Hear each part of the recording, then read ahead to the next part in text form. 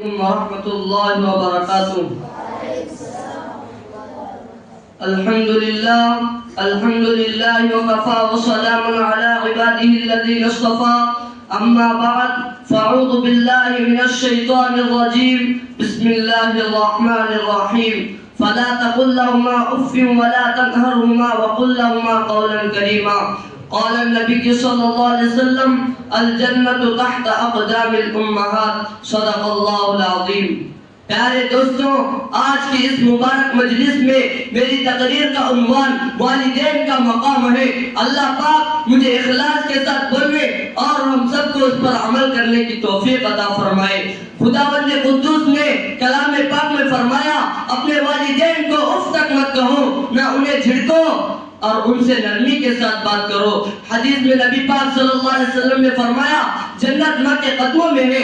ایک مرتبہ سرکار دو جہاں صلی اللہ علیہ وسلم سے سوال کیا گیا، ما حق الوالدین علی ولدی، یا رسول اللہ اولاد کے اوپر ماں باپ کا کیا حق ہے؟ آپ نے فرمایا، ہما جنتک و نارک، وہ دونوں تیری جنت اور دوزخ ہے، یعنی اگر تم نے ان کی اطاعت اور فرما برداری کی تو جنت میں جاؤ گے، اگر تم نے ان کی نافرمانی کی، ان کو ستایا تو جہنم تمہارا ٹھکانہ ہوگا۔ حدیث میں آتا ہے کہ اگر کوئی نیک اولاد اپنے ماں باپ کی طرف پیار و محبت کی نظر سے دیکھے، اللہ پاک ایک مرتبہ دیکھنے پر حج مقبول کا ثواب عطا کرے گا۔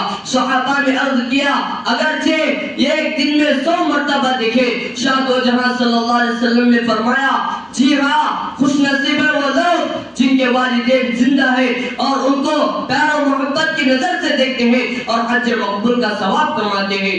محترم حضرات، آج کے دور میں والدین کے ساتھ برا سلوک کیا جاتا ہے، ان کو ستایا جاتا ہے، ان کو مارا پیٹا جاتا ہے، ان پر ظلم کیا جاتا ہے۔ بس اسی پر نہیں بلکہ ان کو قتل بھی کیا جاتا ہے۔ افسوس، صد افسوس، والدین کے ساتھ ہمارا یہ معاملہ کتنا بھیانک اور بدترین جرم ہے۔ حدیث میں آتا ہے کہ اللہ تبارک و تعالیٰ فرماتا ہے، جس شخص سے اس کے والدین راضی ہو میں بھی اس سے راضی ہوں۔ حدیث میں آتا ہے کہ والدین کی دعا اولاد کے حق میں قبول ہوتی ہے۔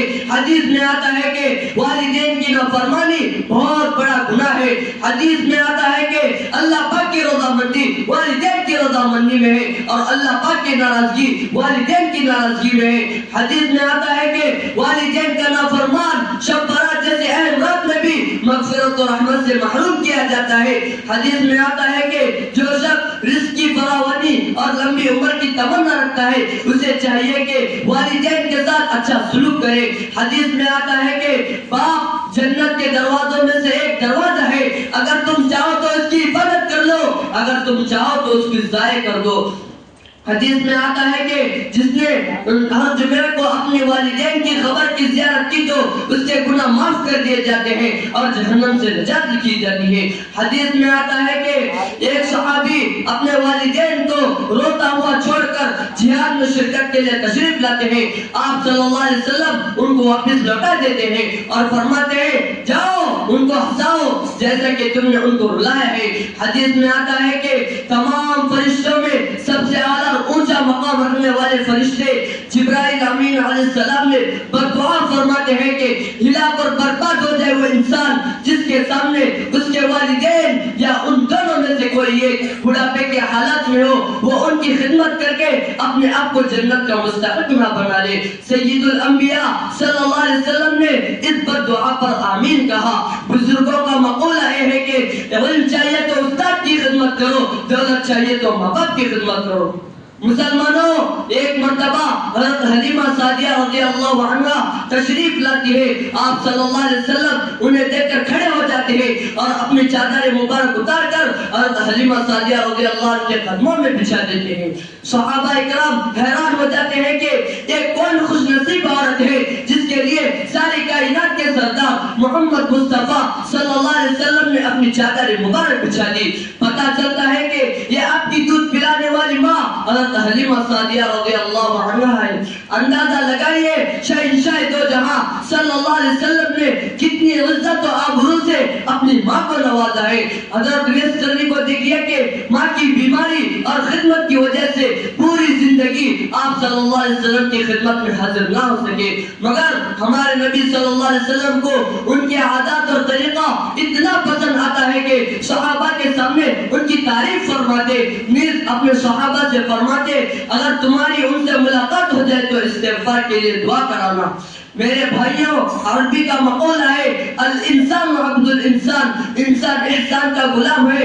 والدین کے ہمارے اوپر اس قدر احسانات ہے، ہم پوری زندگی اس کا بدلہ چکا نہیں سکتے۔ بچہ پیدا ہونے سے پہلے ہی مسلسل 9 مہینے تک ماں حمل اٹھائے پھرتی ہے، اس کے چلنے پھرنے، سونے جاگنے، کھانے پینے، حتیٰ کہ ہر چیز کا نظام درہم برہم ہو جاتا ہے۔ نہ دوڑ سکتی ہے، نہ کود سکتی ہے، نہ من پسند کھا سکتی ہے، نہ میٹھی نیند سو سکتی ہے۔ جب بچہ پیدائش کا وقت آتا ہے تو دروازہ ماں کا کتنا تڑپاتا ہے، بھلا اس کا اندازہ ماں کے سوا کون لگا سکتا ہے؟ نہ جائے کتنی ماں نے اس درد کو برداشت نہیں کر پاتے اور اپنے بچے کے خاطر اپنی جان تک بھی قربان کر دیتی ہے۔ بچہ پیدا ہونے کے بعد ماں اس کو دودھ پلاتی ہے اور اپنے سے جدا نہیں کرتی، بار بار پیخانہ پیشاب کراتی ہے اور گندے کپڑوں کو بدلتی ہے۔ بچہ بیمار ہو جاتا ہے تو رات بھر بیٹھ کر گزارتی ہے۔ الغرض ماں نے اپنے اولاد کے خاطر اتنا بڑا مجاہدہ برداشت کرتی ہے کہ اس کی قیمت ادا نہیں کی جا سکتی۔ ماں کی اس تکلیف کو زبان و قلم دونوں بیان کرنے سے عاجز و قاصر ہے۔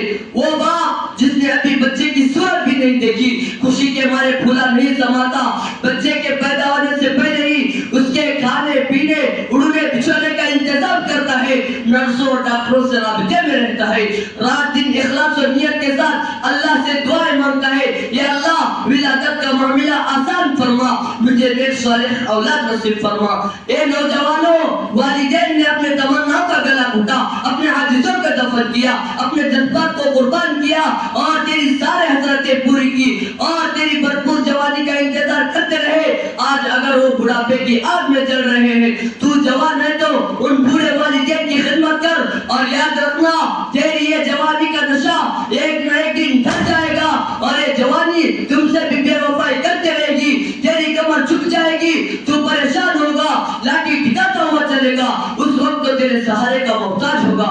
اپنے بڑھاپے کا خیال کر، اپنے والدین کے بڑھاپے کا سہارا بن، کہیں ایسا نہ ہو کہ ان کا دل ٹوٹ کر عرش عظمت کو ہلا دے، تمہارا یہ غرور خاک میں مل جائے، در بدر کے ٹوکرے کھاتے پھرو، دانے دانے کے محتاج ہو جاؤ، مصیبتوں کا پہاڑ تم پر ٹوٹ پڑے، لوگ تمہارے دشمن بن جائے، فرشتے تم پر لعنت کرنے لگے، خدا اس کا رسول تم سے ناراض ہو جائے اور جہنم تمہارا ٹھکانہ بن جائے۔ دعا کیجئے اللہ پاک اور ہم سب کو اور پورے امت کے والدین کو خدمت کرنے کی توفیق عطا فرمائے۔ وآخر دعوانا الحمدللہ رب العالمین۔